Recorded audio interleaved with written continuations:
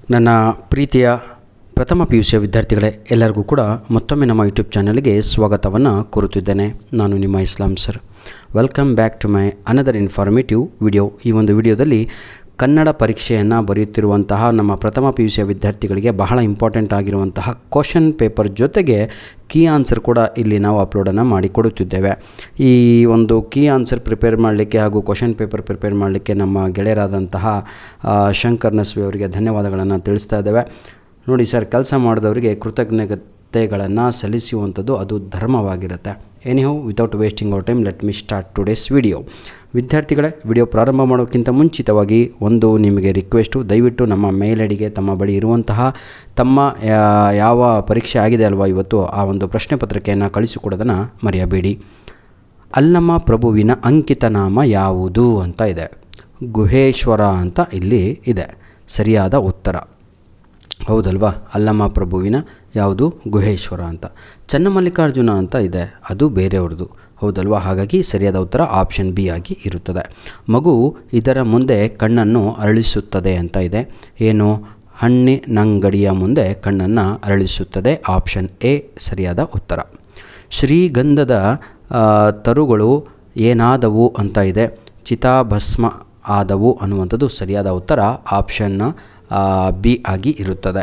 ಅಮ್ಮಿ ಯಾವುದನ್ನು ಕಡಿದು ಹಾಕಲೆಂದು ಕತ್ತರಿ ಹಿಡಿದಿದ್ದಾಳೆ ಅಂತ ಒಂದು ಪ್ರಶ್ನೆ ಇದೆ. ಇದಕ್ಕೆ ಸರಿಯಾದ ಉತ್ತರ ಕ್ವಶನ್ ನಂಬರ್ 4ಕ್ಕೆ ಅದು ಲೋಕವಿಕಾರ ಅಂತ ಇದಲ್ವ, ಆಪ್ಷನ್ ಡಿ ಅದು ಸರಿಯಾದ ಉತ್ತರ ಆಗಿರುತ್ತದೆ.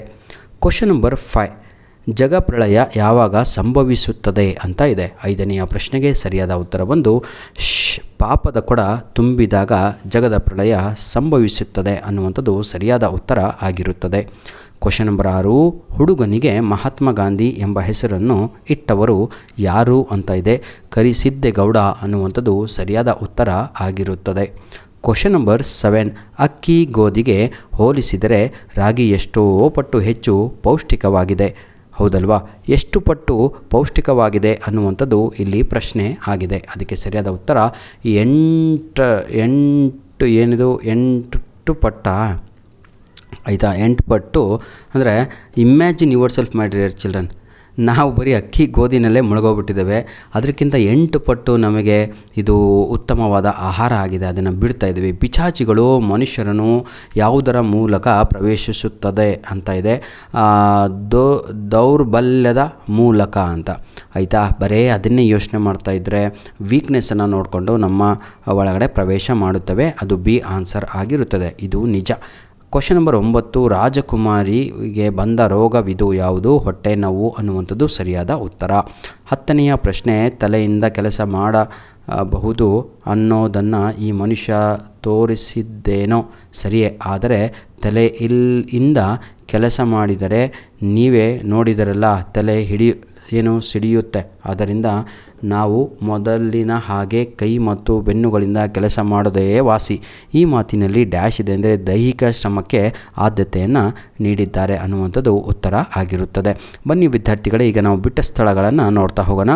ಶಾಸ್ತ್ರಿ ಮಾಸ್ತರರ ಹೆಂಡತಿಯ ಹೆಸರು ಏನು ಅಂತ ಇದೆ. ಇದಕ್ಕೆ ಸರಿಯಾದ ಉತ್ತರ ಅಂಬವ್ವ ಅನ್ನುವಂಥದ್ದು ರೈಟ್ ಆನ್ಸರ್ ಆಗಿರುತ್ತದೆ.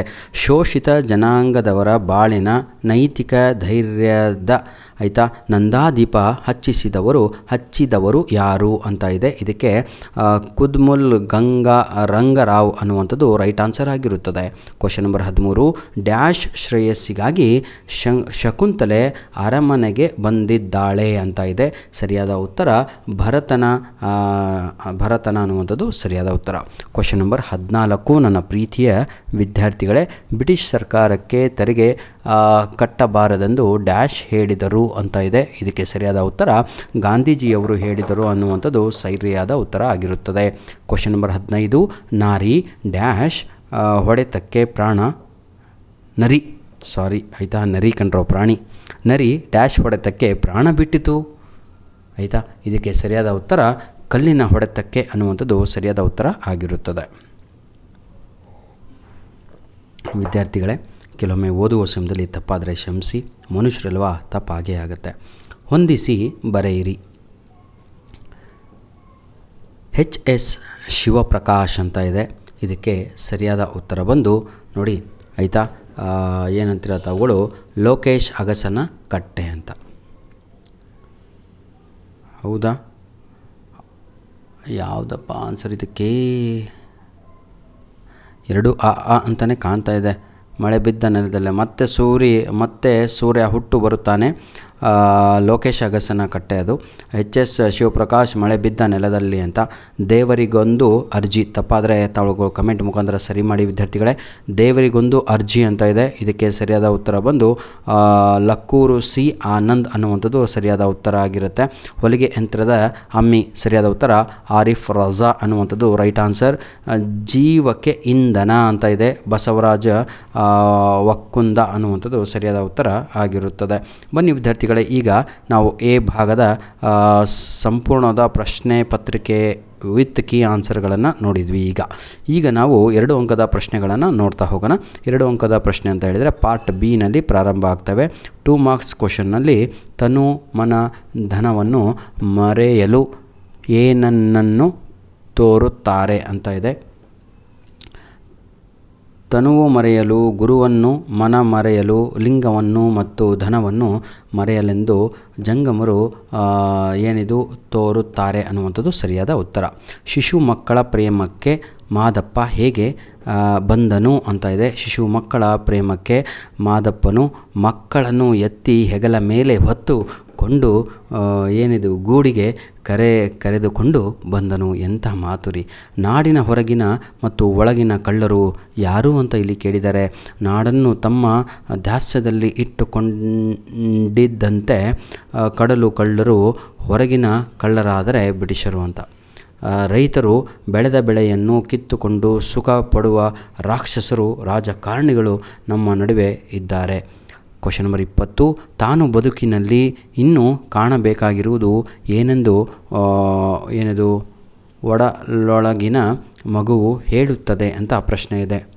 ಮಗು ತಾಯಿಯಲ್ಲಿ ತಾನು ಇನ್ನೂ ಬದುಕಿನ ಆಕಾಶದ ನೀಲಿಯನ್ನು, ಹಸಿರ ನೆಲವನ್ನು, ಗಾಳಿಯ ಮೃದು ಸ್ಪರ್ಶವನ್ನು ಕಾಣಬೇಕಿದೆ ಎಂದು ಹೇಳುತ್ತದೆ ಅನ್ನುವಂಥದ್ದು ಸರಿಯಾದ ಉತ್ತರ. ಯಾವುದಾದರೂ 2 ಪ್ರಶ್ನೆಗಳಿಗೆ 2-3 ವಾಕ್ಯಗಳಲ್ಲಿ ಉತ್ತರಿಸಿ ಅಂತ ಇದೆ. ಆಯಿತಾ. ರಾಗಿ ಬೀಸುವ ಕಲ್ಲನ್ನು ಕುರಿತು ಜಾನಪದ ಹೆಣ್ಣು ಮಗಳ ಪ್ರಾರ್ಥನೆ ಯಾವುದು ಅಂತ ಇಲ್ಲಿ ಕೇಳಿದ್ದಾರೆ. ಕಲ್ಲಮ್ಮ ಮಾತಾಯಿ ಮೆಲ್ಲಮ್ಮ ರಾಗಿಯ ಜಲ್ಲ ಜಲ್ಲನೆ ಏನಿದು ಉದುರಮ್ಮ ಎಂಬುದು ಜಾನಪದ ಹೆಣ್ಣು ಮಗಳ ಪ್ರಾರ್ಥನೆಯಾಗಿತ್ತು. ಕ್ವಶನ್ ನಂಬರ್ 22, ರಂಗರಾವ್ ಸಮಾಧಿಯ ಮೇಲೆ ಬರೆದ ಹೇಳಿಕೆ ಯಾವುದು ಅಂತ ಇದೆ. ನಮ್ಮ ಶಾಲೆಯಲ್ಲಿ ಕಲಿತ ದಲಿತ ಜನಾಂಗದ ಮಕ್ಕಳು ವಿದ್ಯಾವಂತರಾಗಿ ದೊಡ್ಡವರಾಗಿ ಸರ್ಕಾರಿ ನೌಕರಿಗೆ ಸೇರಿ ನಮ್ಮೂರ ರಸ್ತೆಯಲ್ಲಿ ಕಾರಿನಲ್ಲಿ ಓಡಾಡಬೇಕು. ಆಗ ರಸ್ತೆಯಲ್ಲಿ ಏಳುವ ಧೂಳು ನನ್ನ ತಲೆಗೆ ತಾಗಬೇಕು. ಆಗ ನನ್ನ ಜನ್ಮ ಸಾರ್ಥಕವಾಗುತ್ತದೆ ಎಂಬ ಹೇಳಿಕೆ ಇತ್ತು. ಎದರ ಮೇಲೆ? ಗೋರಿಯ ಮೇಲೆ ಅಂತ. ರೈತ ಚಳುವಳಿ ಎಲ್ಲೆಲ್ಲಿ ನಡೆದವು ಅಂತ ಇದೆ. ರೈತ ಚಳುವಳಿಗಳು ಕರ್ನಾಟಕದಲ್ಲಿ ಕಾಗೋಡು, ದಾಂಡೇಲಿಯಲ್ಲಿ, ಹಳಿಯಾಳ, ನಗರಗುಂದ ಮತ್ತು ಶಿವಮೊಗ್ಗದಲ್ಲಿ ರೈತ ಚಳುವಳಿ ನಡೆದವು. 2ನೆಯ ಬಾರಿ ಮಹಾದೇವನ ಉತ್ಸವಕ್ಕೆ ನಾಪಿತ ತೆರಳಿದ್ದೇಕೆ ಅಂತ ಇಲ್ಲಿ ಪ್ರಶ್ನೆ ಇದೆ ವಿದ್ಯಾರ್ಥಿಗಳೇ. ಹೀಗೆ ನಾನು ಓದ್ಕೊಂತ ಹೋದರೆ ಒಂದು 20-30 ನಿಮಿಷ ಆಗ್ಬೋದೇನೋ, ನಿಮಗೂ ಬೇಜಾರಾಗುತ್ತೇನೋ ಅಂತ ಹೇಳಿ ಮುಂದಿನ ಭಾಗವನ್ನು ಹಾಗೆ ಸ್ಕ್ರೋಲ್ ಮಾಡ್ತಾ ಹೋಗ್ತಾನೆ. ನೋಡಿ ವಿದ್ಯಾರ್ಥಿಗಳೇ, ಈ ವಿಡಿಯೋಕ್ಕಿಂತ ಜಾಸ್ತಿ ನನಗೆ ಭರವಸೆ ಇರುವಂಥದ್ದು ನಾನು ನಿಮಗೆ ಮೊನ್ನೆ ಹಾಗೂ ಒಂದು 4 ದಿನಗಳ ಹಿಂದೆ ಆಯಿತಾ 2 Kannada paper with key answer upload ಮಾಡಿ ಕೊಟ್ಟಿದ್ದೇನೆ. ಆ 2 ಪೇಪರಿನ ಮೇಲೆ ನನಗೆ ಆತ್ಮವಿಶ್ವಾಸ ಬಹಳ ಇದೆ. ಏನು ಅಂದರೆ ಆ ಪೇಪರ್ಸ್ಗಳಿಂದನೇ ನಿಮಗೆ ಎಕ್ಸಾಮಿಗೆ ಬರುತ್ತೆ ಅಂತ. ಈ ಕ್ವಶನ್ ಪೇಪರಿನ ಮೇಲೆ ಒಂದು 90% ಗ್ಯಾರಂಟಿ ಇದೆ. ಆದರೆ ಆ 2 ಪ್ರಶ್ನೆ ಪತ್ರಿಕೆಯ ಮೇಲೆ 100% ಗ್ಯಾರಂಟಿ ಇದೆ ನನಗೆ. ಹಾಗಂತ ಹೇಳಿಬಿಟ್ಟು ಇದು ವೇಸ್ಟ್ ಅಂತ ಹೇಳ್ತಾ ಇಲ್ಲ. ಇದು ಕೂಡ ಬಹಳ ಇಂಪಾರ್ಟೆಂಟ್ ಆಗಿರುವಂಥ ಒಂದು ಪ್ರಶ್ನೆ ಪತ್ರಿಕೆ ಆಗಿರುತ್ತೆ. ಯಾಕಂದರೆ 2 ಅಂಕದ ಪ್ರಶ್ನೆಗಳು, 3 ಅಂಕದ ಪ್ರಶ್ನೆಗಳು ಎಲ್ಲವೂ ಕೂಡ ರಿಪೀಟ್ ಆಗಿರುವಂಥದ್ದು ತಾವುಗಳು ಕಾಣಬಹುದಾಗಿದೆ. ಈಗ ನಾವು ಪಾರ್ಟ್ ಸಿ ನಲ್ಲಿದ್ದೀವಿ. ಪಾರ್ಟ್ ಸಿ ನಲ್ಲಿ 3 ಅಂಕದ ಪ್ರಶ್ನೆಗಳನ್ನು ನಾವುಗಳು ಇಲ್ಲಿ ನೋಡ್ಬೋದು. ಹೌದಲ್ವಾ? ಏನಿದು ಪದ್ಯ ಭಾಗದಿಂದ ಆಯಿತಾ ಆಯ್ಕೆ ಬರೀಬೇಕು, ಸಂದರ್ಭದೊಡನೆ ವಿವರಿಸಿ, ನಂತರದಲ್ಲಿ ವಿವರಣೆ ಕೂಡ ಬರೀಬೇಕಾಗಿರುತ್ತೆ. ನೆಕ್ಸ್ಟ್ ನನ್ನ ಪ್ರೀತಿಯ ವಿದ್ಯಾರ್ಥಿಗಳೇ, ಕ್ವಶನ್ ನಂಬರ್ 30, ಎಲ್ಲರನ್ನೂ ಸಲಹುವನು ಇದಕ್ಕೆ ಸಂಶಯವಿಲ್ಲ ಅಂತ ಇದೆ. ಈ ಸಾಲನ್ನು ಕನಕದಾಸರು ಬರೆದ ತಳ್ಳನೆ ಸದಿರು ಕಂಡ್ಯ ತಾಳು ಮನವೇ ಎನ್ನುವ ಕೀರ್ತನೆಯಿಂದ ಆರಿಸಲಾಗಿದೆ. ಸಂದರ್ಭ ಈ ಸಾಲು ಇಡೀ ಕೀರ್ತನೆಯ ಆಶಯವನ್ನು ಹೇಳುತ್ತಿದೆ. ಹಾಗೆ ಪ್ರತಿ ಚರಣದ ಕೊನೆಯಲ್ಲಿ ಒಂದು ಎಲ್ಲ ಸಂಶಯವನ್ನು ನಿವಾರಣೆ ಮಾಡುತ್ತಿದೆ. ವಿವರಣೆ ಕೂಡ ಬರೀಬೋದು. ನೃಪತುಂಗನೇ ಚಕ್ರವರ್ತಿ, ಪಂಪನಲ್ಲಿ ಮುಖ್ಯಮಂತ್ರಿ. ಪಂಪ ಮುಖ್ಯಮಂತ್ರಿ ಆಗಲಿಲ್ಲ, ಆದರೆ ಮುಖ್ಯಮಂತ್ರಿ ಅಂತ ಬಿರುದು ಬರುತ್ತೆ. ಇಷ್ಟು ನೆನ್ಪಿಟ್ಕೊಳ್ಳಿ, ಆಯಿತಾ? ಭಾಳ ಈಸಿಯಾಗಿ ಇದೆ. ಯಾವುದಾದ್ರೂ ಒಂದು ವಾಕ್ಯ ಸಂದರ್ಭ ಸೂಚಿಸಿ ಸ್ವಾರಸ್ಯವನ್ನು ಬರೆಯಿರಿ ಅಂತ ಇದೆ ಪ್ರೋಸ್ ಪಾಠದಿಂದ. ಈಗ ನಾವು ಪೋಯಮ್ಸ್ಗಳನ್ನು ಮುಗಿಸಿದ್ವಿ. ಈಗ ಪ್ರೋಸ್ ಪಾಠ ಅಲ್ಲ, ಭಾಗವನ್ನು ನಾವುಗಳು ಇಲ್ಲಿಂದ ನೋಡ್ಬೋದು. ಯಾವುದಾದ್ರೂ ಒಂದು ಬರೀರಿ ಅಂತ ಇರುತ್ತೆ. 2 ಪ್ರಶ್ನೆಗಳನ್ನು ಕೊಟ್ಟಿರ್ತಾರೆ, ಆಯಿತಾ? ಜ್ಯೋತಿಷ್ಯದ ಅನುಮತಿಯನ್ನು ಯಾರೂ ಕೇಳುವುದಿಲ್ಲ ಅಂತ ಇದೆ. ಅಂದರೆ ನಮ್ಮ ಏನಂತೀರ, ರಾಹುಕಾಲ ಎಲ್ಲ ನೋಡ್ಕೊಂಡು ಕುಂತ್ಕೊಂಡ್ರೆ ಏರೋಪ್ಲೇನ್ ಆಗಿರ್ಬೋದು ಇಳಿಸ್ಬೇಕಾಗತ್ತೆ. ಆಮೇಲೆ ಹಾರಿರೋದು ರಾಹುಕಾಲ ಇವತ್ತು ಇಳಿಯಪ್ಪ ಅಂತ ಎಲ್ಲ ಚಟುವಟಿಕೆಗಳನ್ನು ನಾವು ನಿಲ್ಲಿಸಬೇಕಾಗಿರುತ್ತೆ. ಭೂಮಿಯ ಮೇಲೆ ಎಲ್ಲ ಮಾಡುವ ಚಟುವಟಿಕೆಗಳಿಗೆ ಯಾವುದೇ ಕಾಲಗಳಿರಲ್ಲ. ಅಲ್ಲ, ಆಕಾಶದಲ್ಲಿ ಹಾರುವಂಥದ್ದಾಗಿರ್ಬೋದು, ಸಮುದ್ರದಲ್ಲಿ ಹೋಗುವಂಥದ್ದಾಗಿರ್ಬೋದು, ಹೌದಲ್ವಾ? ಅದರ ಬಗ್ಗೆ ತಾವುಗಳು ಬರೀಬೇಕಾಗಿರುತ್ತೆ. ಯಾವುದಾದ್ರೂ ಒಂದು ವಾಕ್ಯದ ಸಂದರ್ಭ ಸೂಚಿಸಿ ಸ್ವಾರಸ್ಯವನ್ನು ಬರೆಯಿರಿ ಅಂತ ಇದೆ. ಇದು ನಿಮ್ಮ ದೀರ್ಘ ಗದ್ಯ ಇದೆ ಅಲ್ವಾ, ಅಲ್ಲಿಂದ ಬರುವಂಥದ್ದು, ಆಯಿತಾ? ನಾವು ಜಗಳದ ಭಾಷೆ ಆಡಿದರೆ ಅವರು ಸ್ನೇಹದ ಭಾಷೆ ಆಡುತ್ತಾರೆ. ನೋಡಿ ಎಂಥ ಮಾತು, ಬೋಳೆಶಂಕರನ ಒಂದು, ಹೌದಲ್ವಾ? ಬನ್ನಿ, ಈಗ ನಾವು ವಿದ್ಯಾರ್ಥಿಗಳೇ ಬೇಜಾರಾಗಬೇಡಿ ಯಾರು ಕೂಡ. ಯಾವುದಾದ್ರೂ 2 ಪ್ರಶ್ನೆಗಳಿಗೆ 5-6 ವಾಕ್ಯಗಳಲ್ಲಿ ಉತ್ತರಿಸಿ ಅಂತ ಇದೆ. 4 ಅಂಕದ ಪ್ರಶ್ನೆಗಳನ್ನು ಈಗ ನಾವು ನೋಡ್ತಾ ಹೋಗೋಣ. ಏನು ಸರ್ ಇಂತಿಂಥ ದೊಡ್ಡವು ಇದ್ದಾವೆ ಅಂತ? ಹೌದ್ರಿ, 4 ಅಂಕದ ಲ್ಯಾಂಗ್ವೇಜ್ಗಳಲ್ಲಿ 4 ಅಂಕ, 6 ಅಂಕ, ಈ 3 ಅಂಕದ ಪ್ರಶ್ನೆಗಳನ್ನು ಪೇಜ್ ಗಂಟಲೆ ಬರೀಬೇಕು. 4 ಅಂಕಕ್ಕೆ ಒಂದು ಪೇಜ್ ಬರೀಬೇಕು, 3 ಅಂಕಕ್ಕೆ ಒಂದು ಅರ್ಧ ಪೇಜ್ ಬರೀಬೇಕಾಗತ್ತೆ ತಾವುಗಳು, ಆಯಿತಾ? ಅಭಿಮನ್ಯುವಿನ ಶೌರ್ಯ ಸಾಹಸಗಳನ್ನು ದುರ್ಯೋಧನನು ಹೇಗೆ ಹೊಗಳಿದ್ದಾನೆ ಅಂತ ಇಲ್ಲಿ ಕೇಳಿದ್ದಾರೆ. ಅಭಿಮನ್ಯು ಅರೆಮೆಚ್ಚಿದ ಕಣ್ಣು, ಅರಳಿದ ಮುಖ, ಕತ್ತರಿಸಿದ ಕೈಗಳು, ಕಚ್ಚಿದ ಒಸಡು, ಶತ್ರುಗಳ ಬಾಣಗಳಿಂದ ನುಚ್ಚು ಗುಚ್ಚಾದ ದೇಹ, ನೆತ್ತರ ಕಡಲಲ್ಲಿ ಮುಳುಗಿ ಬಿದ್ದಿದ್ದಾನೆ. ಹೀಗಿರುವ ಅಭಿಮನ್ಯುವನ್ನು ದುರ್ಯೋಧನನು ನೋಡುತ್ತಾನೆ. ತನ್ನ ಶತ್ರುವಾದ ಅರ್ಜುನನ ಮಗನೆಂದು ತಿಳಿದರೂ ಗುಣಕ್ಕೆ ಮಾತ್ಸರವಿಲ್ಲ ಎನ್ನುವ ಹಾಗೆ ಹೊಗಳುತ್ತಾನೆ. ದ್ರೋಣಾಚಾರ್ಯರು ನಿರ್ಮಿಸಿದ ಚಕ್ರವ್ಯೂಹವು ಭೇದಿಸಿ ಮುನ್ನುಗ್ಗಲು ಸಮರ್ಥರಾದವರು ಅರ್ಜುನನು ನೀನು ಮಾತ್ರ. ಬೇರೆಯವರಿಗೆ ಇದು ಅಸಾಧ್ಯ. ಇದನ್ನು ನೀನು ಪ್ರವೇಶಿಸಿದ್ದೀಯಾ. ಯುದ್ಧ ಭೂಮಿಯಲ್ಲಿ ಅಸಂಖ್ಯಾತ ಶತ್ರು ರಾಜರನ್ನು ಸಂಹರಿಸಿದವನು ನೀನಾಗಿದ್ದೀಯಾ. ಯುದ್ಧದಲ್ಲಿ ನಿನಗೆ ಸರಿಸಾಟಿಯಾಗಿ ನಿಲ್ಲಲು ಪರಾಕ್ರಮಿಗಳು ಯಾರೂ ಕೂಡ ಇಲ್ಲ. ನೀನು ಅನುಪಮ ಸಾಹಸಿ. ನಿನ್ನ ಪರಾಕ್ರಮ ಬೇರೆಯವರಿಗೆ ಬರಲು ಸಾಧ್ಯವಿಲ್ಲ. ನಿನ್ನ ಸಾಹಸಕ್ಕೆ ಸಮಾನವಾದ ಸಾಹಸವೂ ಜೊತೆಗೆ ನಿನ್ನ ಮರಣಕ್ಕೆ ಅನುಗುಣವಾದ ಮರಣವು ನನಗೆ ಸಿಗುವಂತಾಗಲಿ ಎಂದು ಪ್ರಾರ್ಥಿಸುತ್ತೇನೆ ಎನ್ನುತ್ತಾನೆ. ಇಲ್ಲಿ ಅಭಿಮನ್ಯು ದುರ್ಯೋಧನಕ್ಕಿಂತ ಪ್ರಾಯದಲ್ಲಿ ಕಿರಿಯ, ಅಲ್ಲದೆ ಶತ್ರುಪುತ್ರ. ಹೀಗಿದ್ದರೂ ಅಭಿಮನ್ಯು ಶೌರ್ಯ ಸಾಹಸವನ್ನು ದುರ್ಯೋಧನ ಹಾಡಿ ಹೊಗಳಿದ್ದಾನೆ. ಇದು ದುರ್ಯೋಧನನ ಹೆಚ್ಚುಗಾರಿಕೆ. ಹೀಗೆ ಸೀತೆ ಹಿಂದಿನ ಘಟನೆಗಳನ್ನು ನೆನಪಿಸಿಕೊಂಡು ಹೇಗೆ ದುಃಖಿಸುತ್ತಾಳೆ. ಸೀತೆ ಹಿಂದಿನ ಘಟನೆ ಪಾಸ್ಟ್ ಟೆನ್ಸ್, ಆಯಿತಾ? ಶಿವನ ಮೇಲೆ ಚೆನ್ನಯ್ಯನು ಮುನಿಸಿಕೊಳ್ಳಲು ಕಾರಣವೇನು? ಅಬ್ಬಬ್ಬಬ್ಬಬ್ಬಬ್ಬಬ್ಬಬ್ಬ, ಎಂತೆಂಥ ಪ್ರಶ್ನೆಗಳು. ಕೊಟ್ಟಿರುವ ಪದ್ಯವನ್ನು ಆಧರಿಸಿ ಕೆಳಗಿರುವ ಎಲ್ಲ ಪ್ರಶ್ನೆಗಳಿಗೆ ಉತ್ತರಿಸಿ ಅಂತ ಇದೆ. ಕರ್ಣಕ್ಕೆ ಶೃಂಗಾರ ಯಾವುದು? ಶೃಂಗಾರ ಯಾವುದು? ಗುರು ಹಿರಿಯರ ನೋಡುವುದು. ಕರಕ್ಕೆ ಶೃಂಗಾರ ಯಾವುದು? ಶೃಂಗಾರ ಸಾಕ್ಷಾತ್ಕಿವುದು. ಏನೋ ಆಯಿತಾ, ಓದಕ್ಕೆ ಬರ್ತಾಯಿಲ್ಲ ಕಂಡ್ರೋ. ಈ ವಚನದಲ್ಲಿ ಬರುವ ಸಾರ್ಥಕತೆ ಕುರಿತು ಅಕ್ಕನ ಮಾತುಗಳನ್ನು ಸಂಗ್ರಹಿಸಿ ಅಂತ ಇದೆ. ಯಾವುದಾದ್ರೂ ಒಂದು ಪ್ರಶ್ನೆಗೆ 5-6 ವಾಕ್ಯಗಳಲ್ಲಿ ಉತ್ತರಿಸಿ.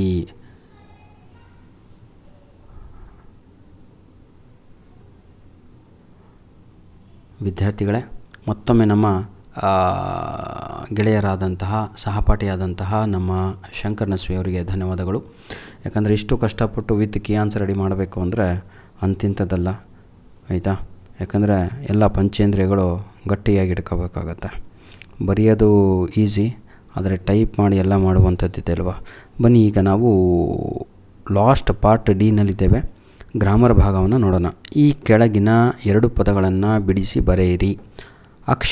ಅಕ್ಷರಗಳ ಅಭ್ಯಾಸ ಅಂತ ಇದೆ.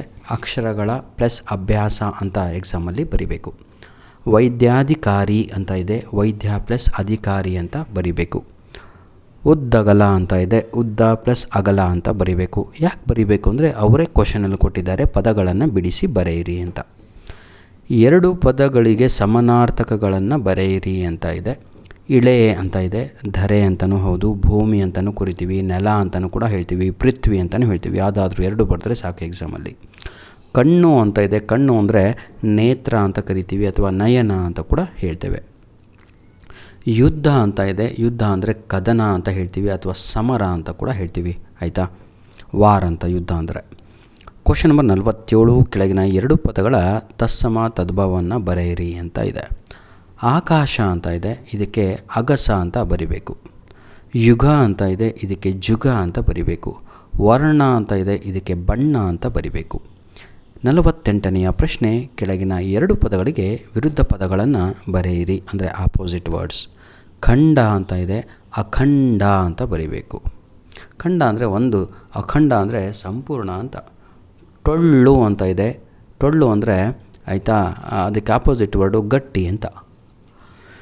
ಸ್ವದೇಶಿ ಅಂತ ಇದೆ. ಅದಕ್ಕೆ ವಿದೇಶಿ ಅನ್ನುವಂಥದ್ದು ರೈಟ್ ಆನ್ಸರ್ ಆಗಿರುತ್ತದೆ. ಈ ಕೆಳಗಿನ 2 ನುಡಿಗಟ್ಟುಗಳನ್ನು ನಿಮ್ಮ ಸ್ವಂತ ವಾಕ್ಯಗಳಿಗೆ ಬಳಸಿ ಬರೆಯಿರಿ.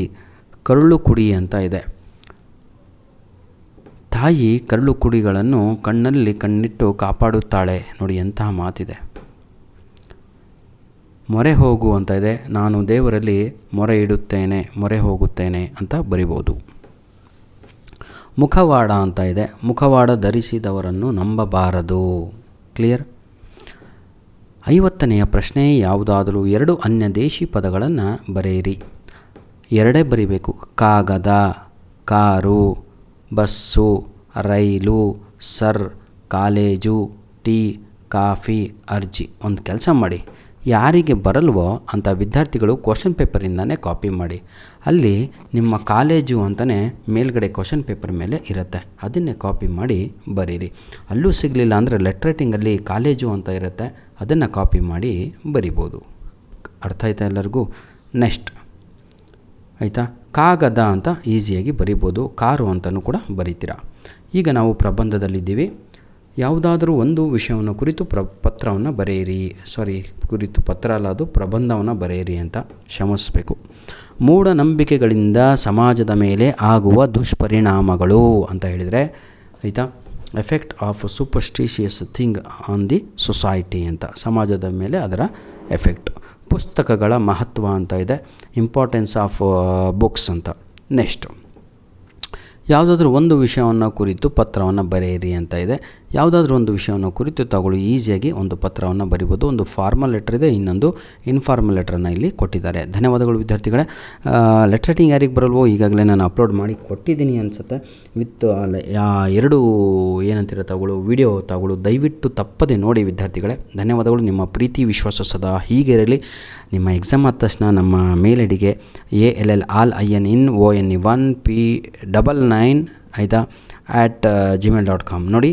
all-in-one-PDF 99@gmail.com ALLININONE all-in-one-PDF 9999 ಅಂತ @gmail.com ಅನ್ನುವಂಥದ್ದು ನಮ್ಮ ಮೇಲ್ ಐಡಿ. ಧನ್ಯವಾದಗಳು ವಿದ್ಯಾರ್ಥಿಗಳೇ.